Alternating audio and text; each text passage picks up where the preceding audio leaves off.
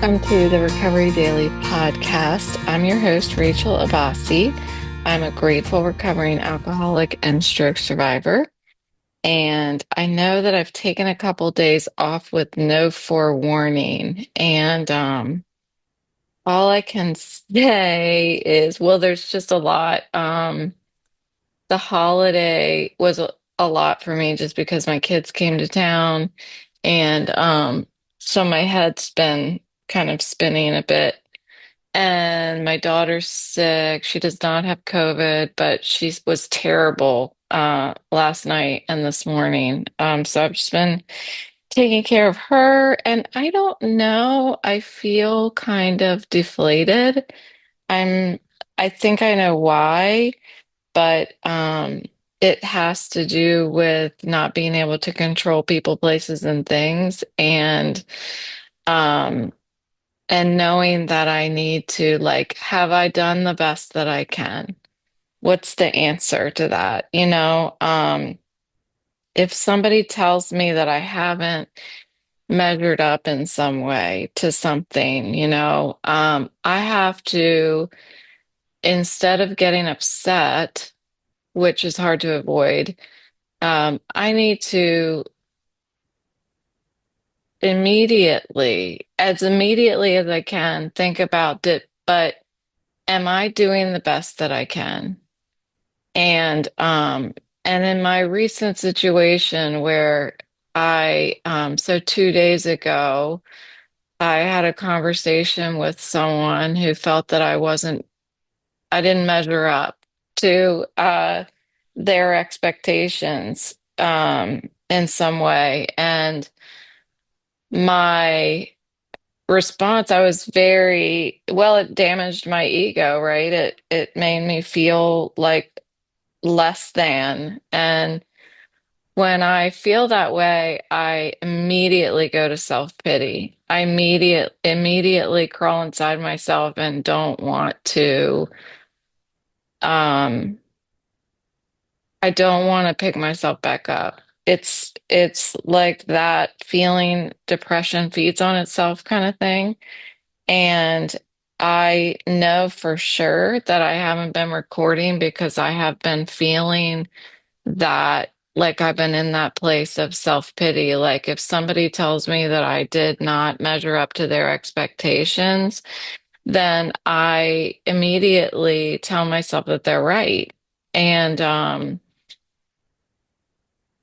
no matter what, like, they're right. And so what I have to do is really consult with myself, and get quiet and think, um, did I do the best that I can? Am I doing the best that I can?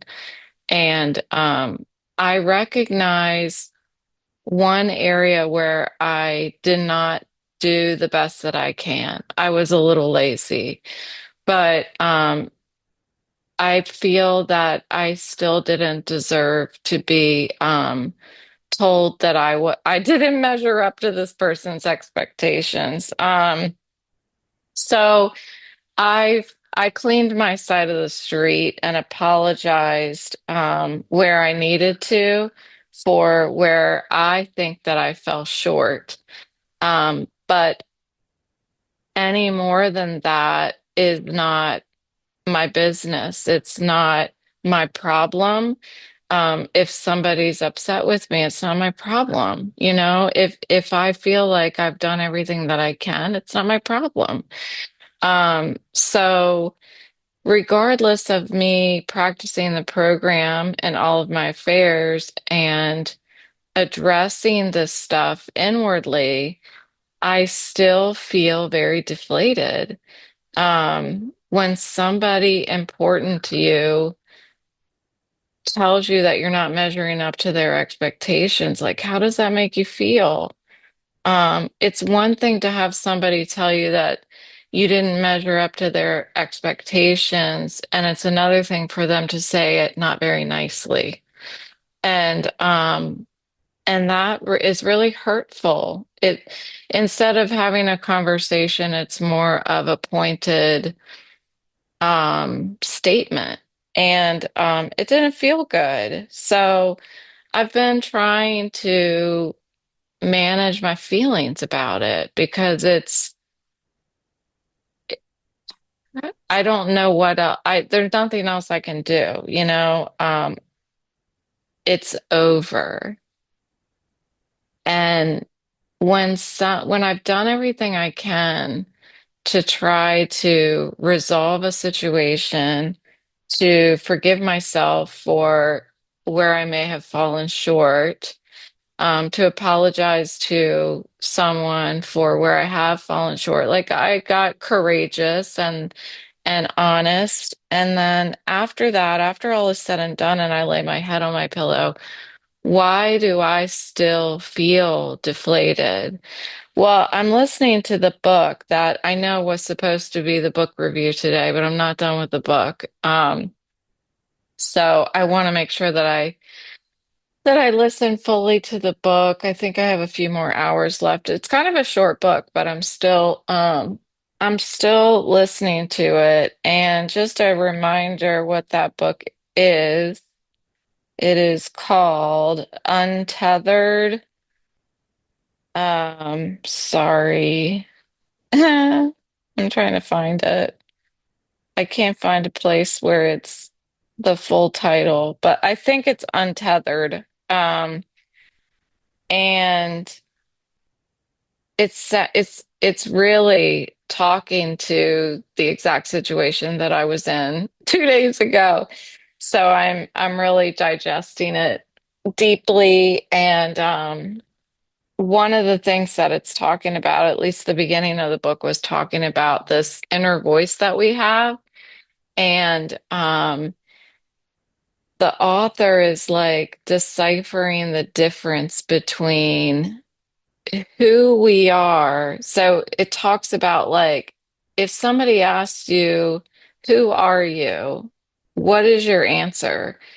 Um, is your answer, I'm a 50-year-old brown-haired woman. I went to college or math and, like that kind of stuff. That isn't who I am. That is a description of what I look like, really. Um, if somebody says, who are you? Would you say, well, I was raised in Leesburg and I have a brother and a sister, and my parents were divorced, and I played volleyball and softball. That's your experiences. That's still not who you are. So the author's talking about who you are being even not that voice inside your head. So he takes time to talk about who is the voice inside your head who's talking to you constantly that never shuts up. So he like talks about you know, when you're walking down the street and you see a squirrel and you don't say anything out loud, but you're thinking, "Oh, that's a very fluffy squirrel. Oh, I've never seen a white squirrel." Side note, I don't know if you've ever seen a white squirrel, but I saw one a couple years ago in this neighborhood that I live in. And I was amazed. I actually thought it was my ferret because I had a white ferret at the time. I'm like, how did my ferret follow me out here? But anyway, so there's this self-talk that's like telling you, oh, I should have called my mom. I was supposed to call my mom. I'll call her when I get home. Or my voice as I was sitting here doing my new crochet project. Um, I was thinking, I really need to record my podcast. And I kept thinking, I don't want to. I don't feel like it. But I was responding to myself, right? I had a conversation in my head because I was responding to that self-talk by saying, you really need to because it's going to get you out of this deflated state of mind that you're in. So I ended up like, I normally have notes on what I'm going to talk about. And And I thought my eyes are just not working well enough for me to read the notes right now. So I said I'm just going to hit record and start talking. So that's what we're doing today. We're just talking. And so I think that I'm having that conversation inside my head with that voice, and that voice keeps telling me, you're not good enough. You failed. You failed. Um, you weren't good enough for this person. They're never going to think you're good enough. They're going to always see you as less than. They love you less than they did before. I mean, that's seriously what my mind thinks. And it is really, really difficult for me to shut that voice up. That's telling me that I am loved less because somebody got upset with me. Um, that's what happens. And it's not it's an unreasonable fear, but to me it seems real that I've always been feeling like I remember when my mom used to get upset with me when I was younger. Um, I felt like when she yelled at me, when she was mad at me, that she didn't love me anymore. And my mom was very gentle with me my whole life. Like she was never abusive or in any way, shape, or form for me to have that kind of internal reaction. Wherever that's coming from is coming from inside of me. And it is that voice that I can't seem to convince to stop talking and stop telling me these things that are not true. Um, I know that this person that I had this challenging conversation with a couple days ago, I know that that person still loves me, but the voice inside my head, keeps telling me that the person doesn't love me anymore. And what I'm doing right now in order to try to get through that and get to the other side of it is I'm not ignoring it.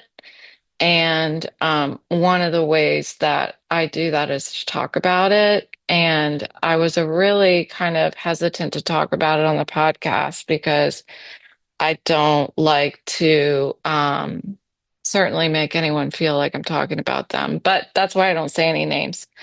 And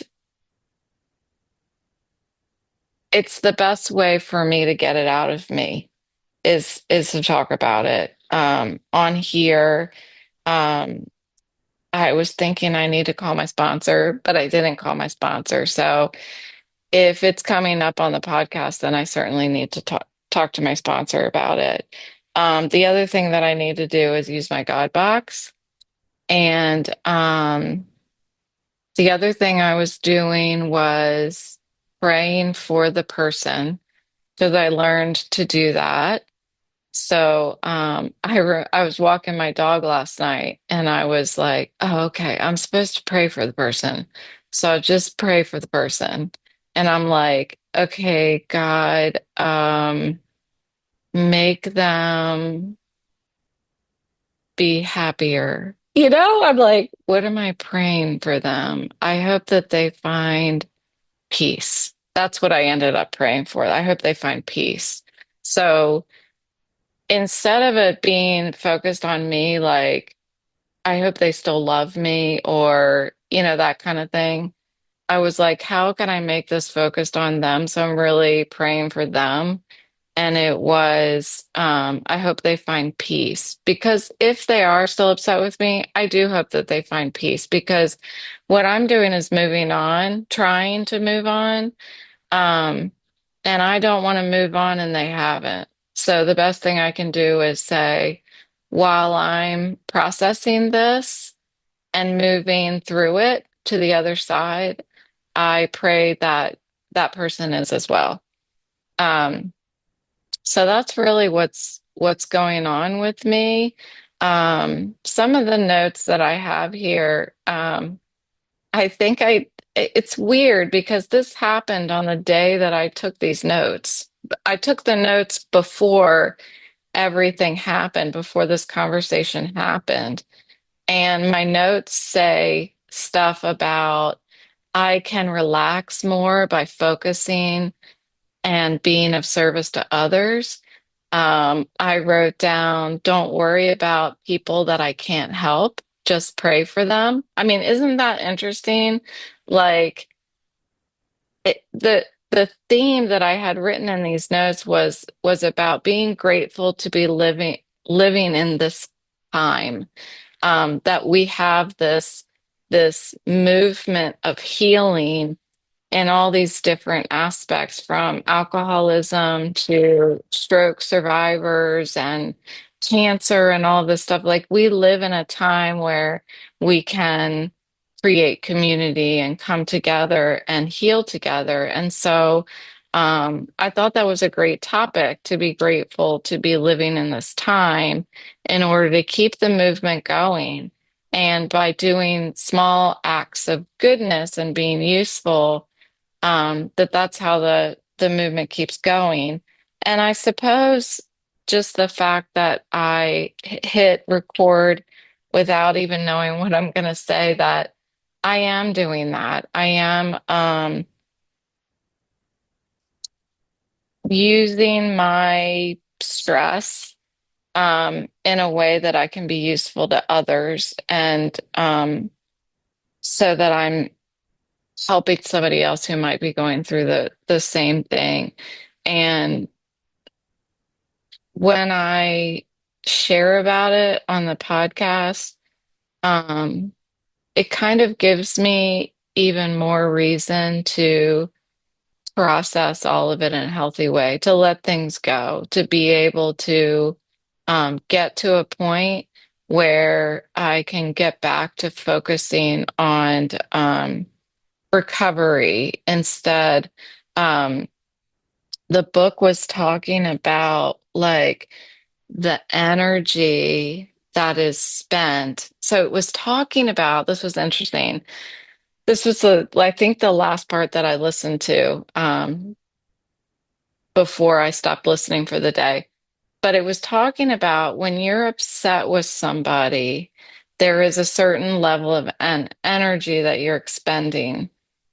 And at the moment that you decide to act on that energy, act on that negativity, the negative self-talk, and you let that energy um, control your behavior, the energy is like exponentially increased in the negative direction. So in my situation, um, the conversation was happening, and I started feeling very, very negative about what I was hearing in the conversation from the other person. And I had two options. I could keep my mouth shut or not keep my mouth shut. And I chose to stand up for myself.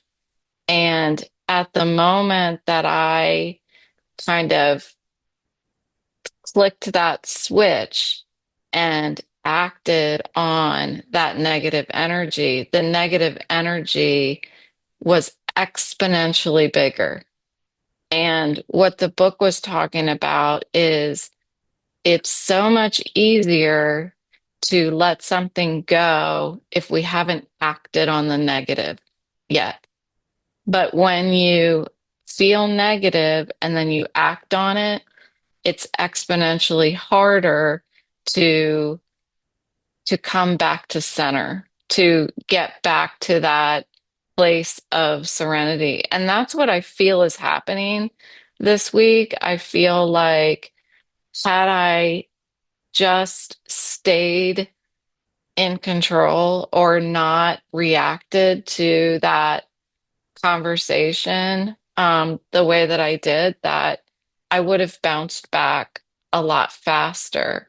But since I expressed my feelings about what I was hearing in the conversation, it's taking me 10 times longer to recover from it, to get back to my like level playing field and feel that serenity again. Um, so it's not a lot that I have interactions with people like this. I don't get in arguments with people ever. So I'm not an expert at this. And when I do, it's really, really upsetting to me. So I'm just trying to tell myself that it's okay, like, um, you're still a good person. The other person still loves you. You're still a good person. Um, you did the best that you could. Any place that you felt like you didn't do the best that you could, you've already um, cleaned your side of the street. Like you've already um, made things right, the best that you could. So I think that that's really important, that when we're in a space that we're feeling some self-pity or less than, to ask yourself, am I doing the best that I can? When I get upset, I get this increased sense of urgency and strain. And it's hard to drop that. It's hard to ignore it, I think.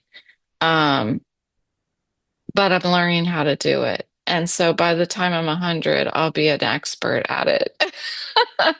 It's really hard.